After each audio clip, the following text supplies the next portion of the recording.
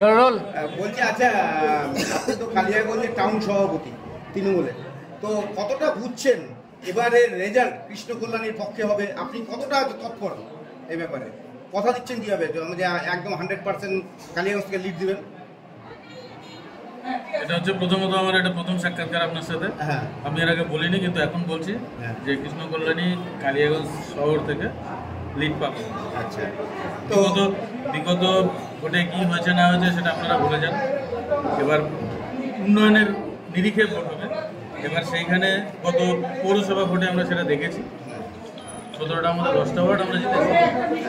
সেই নিরিখে হয়তো মোটের উপরে ভোটে আমরা 1-150 ভোটে পিছিয়ে আছি, কিন্তু তারপরে সাংগঠনিক দিক থেকে আমরা অন্যান্য দলের থেকে কয়েক গুণ এগিয়ে আছি।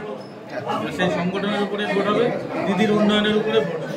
আচ্ছা, আরেকটা ব্যাপার হচ্ছে, আমরা এটা প্রত্যেকটা দলের ক্ষেত্রে দেখি যে ভোটের সময় কিছু মানুষ গদ্দারি করে, না আপনাদের সাথে থাকে, সব কিছু করে, ভোট অন্য জায়গায় চলে যায়। এই নজরদারি করার জন্য সম্প্রতি কৃষ্ণ কল্যাণী এখানে এসেছিল, এবং আমাদের কাছে যেটা সূত্র মারফত যেটা খবর, যেটা হচ্ছে গ্রিন জোন, রেড জোন এবং ইয়েলো জোনও তৈরি করে দিয়েছে নজরদারির জন্য।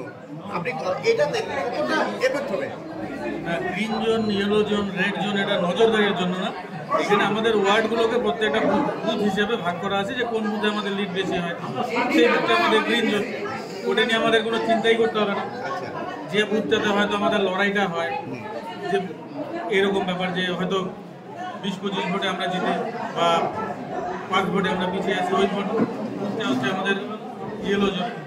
রেড জোন মানে যে বুথগুলো সব বুথে তো আর একই রেজাল্ট হয় না। সেই দিক থেকে উনি ওটা বলেছেন, কেউ গদ্দারি করবে দলে থেকে এই নিরিখে ওটা বলেন। আরেকটা ব্যাপার হচ্ছে যে এই যে বিগত দিনে আমরা দেখেছিলাম দেবশ্রী চৌধুরী বিজেপির প্রার্থী হয়েছিল, আজকে যদি কার্তিক পাল না হয়, যদি অন্য প্রার্থী হতো, তাহলে আজকে আপনি যে বলছেন যে লিডটা কালিয়াগঞ্জ থেকে হবে, মানে জোরটা ঠিক মতন পাওয়া দিচ্ছেন না। কিন্তু আরেকটা ব্যাপার হচ্ছে, মানে অন্য প্রার্থী হলে কি বেশি লিডটা হতো?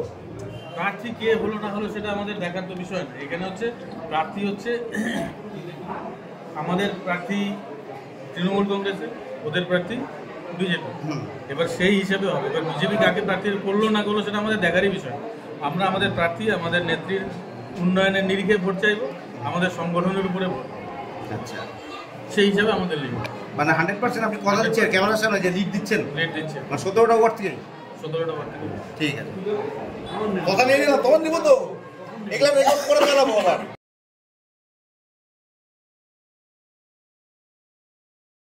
আপনি কি একজন বইপ্রেমী, কিংবা আপনি কি বই পড়তে ভালোবাসেন, কিন্তু আপনার পছন্দ মতো বই কোথা থেকে ক্রয় করবেন ভাবছেন? এখন আপনার এলাকায় মীরা পুস্তকালয়ে আপনি পেয়ে যাবেন সমস্ত ধরনের বই।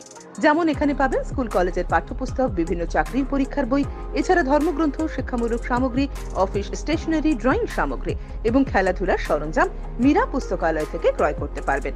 তাহলে আজই যোগাযোগ করুন আমাদের ঠিকানায়, সুকান্ত মোড়, কালিয়াগঞ্জ, উত্তর দিনাজপুর। যোগাযোগের জন্য নম্বর 8945933128।